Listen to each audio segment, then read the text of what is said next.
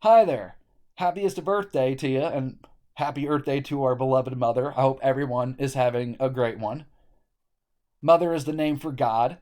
God is love. So on Mother's Day or Earth Day this is the perfect time to ask, and this is why I decided to make the video today. What have you done for love today? And you can come to Cheap AF videos and tell me, because I tell you what, if you tell me, Mama's gonna hear it too.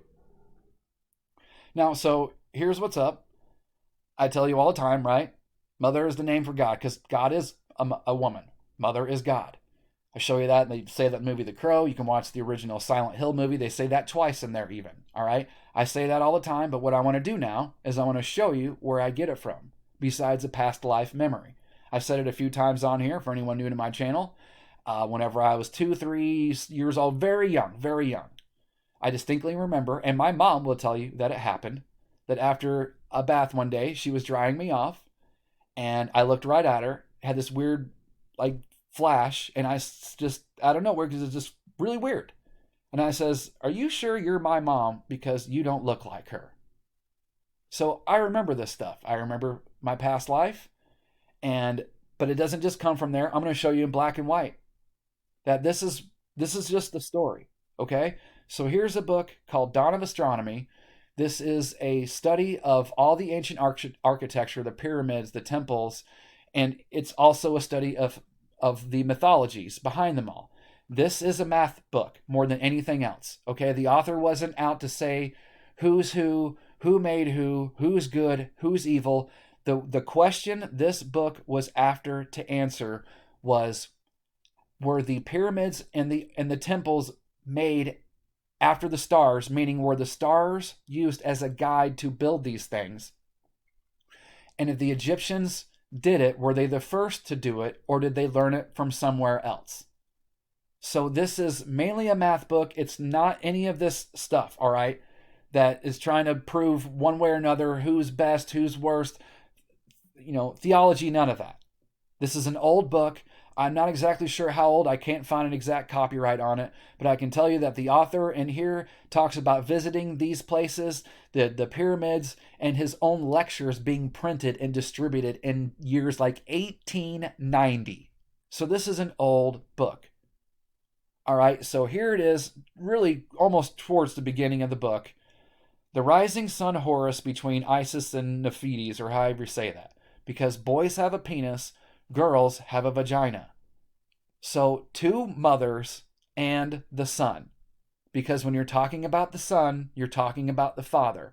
Born of a mother or two mothers, immaculate conception, just like the story of Jesus, no male counterpart involved in this reality. Now let's keep going. And this is funny because I just finished reading this book, and I have told you this for years based off other books and my own studies. The fathership and sonship in their earliest days were mythologically something quite different from what the words in their strict sense imply today, which is what I've been telling you for years. They are not gender specific. So when some half assed religion refers to God as a he or a father, it has nothing to do with gender. Let's go further.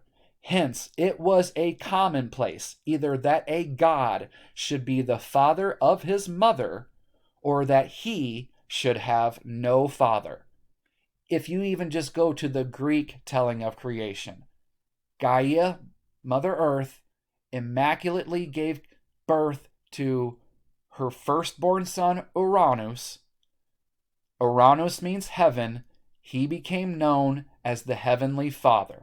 When you're talking about the Son, you're talking about the Father. And here is, I don't know how well you can see it. Here is this guy going all the way back to, this starts at 6400 BC. So he has this timeline where he gives this theory, of this is about as far back as we can go and tell what was going on. This is who was doing what. This is when they were doing it. This is when it was changed to this. This is when who came, and it's his whole, theory. And so I'm just showing you this. This goes back. This is ancient, people. This is ancient, ancient, ancient. And like I've been trying to tell you, it's two mothers or a mother and a son. God is a woman. Because if man was made in the image of God, and if God created humans, who creates more humans on earth? You got to have the womb, you got to have the female. Period, the end. It's really simple.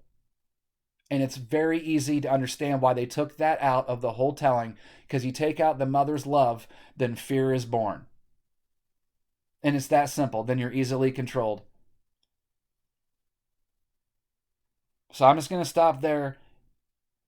It's in black and white. I don't just come up with this stuff. Past life memories and really hard research.